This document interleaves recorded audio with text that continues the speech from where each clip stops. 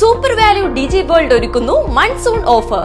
Semi automatic washing machine 7,999 മുതൽ. കൂടാതെ emergency flash light, iron box, flask എന്നിവ 50% വരെ ഓഫർ നൽകുന്നു. ഏവർക്കും സ്വാഗതം. മുള്ളൂർക്കര ഗ്രാമപഞ്ചായത്ത് 4-ാം വാർഡ് നസ്രത്തിൽ അംഗൻവാടി ആരംഭിച്ചു. ആലത്തൂർ MP കെ രാധാകൃഷ്ണൻ ഉദ്ഘാടനം നിർവഹിച്ചു.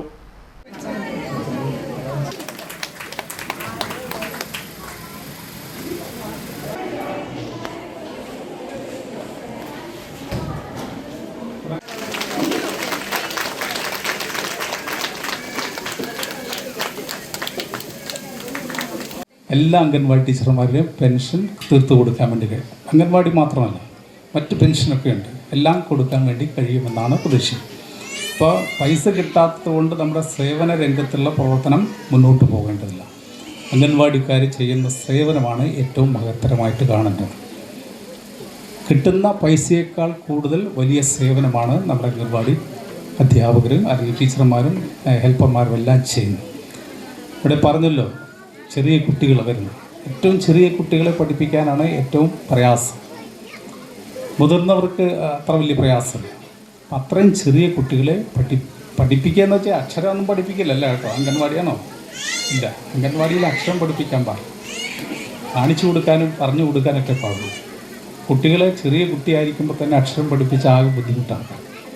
അപ്പോൾ കുട്ടികൾക്ക് കണ്ടും കേട്ടും അനുഭവിച്ചും ഒക്കെ വളർന്നു വരാനുള്ള അവസ്ഥയുണ്ട്.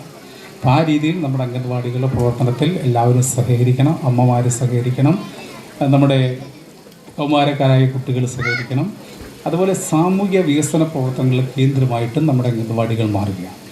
വടക്കാഞ്ചേരി ബ്ലോക്ക് പഞ്ചായത്തിന്റെ കീഴിലുള്ള എല്ലാ പഞ്ചായത്തുകളിലും സ്വന്തമായി സ്ഥലവും കെട്ടിടവുമെന്ന ബ്ലോക്ക് പഞ്ചായത്തിന്റെ നയപ്രഖ്യാപനത്തിന്റെ ഭാഗമായാണ് മുള്ളൂർക്കര ഗ്രാമപഞ്ചായത്ത് 4-ാം വാർഡ് നസ്രത്തിൽ അംഗൻവാടി ആരംഭിച്ചത്. Vadakkanchery block panchayat president KV Nafeesa ചടങ്ങിൽ അധ്യക്ഷത വഹിച്ചു.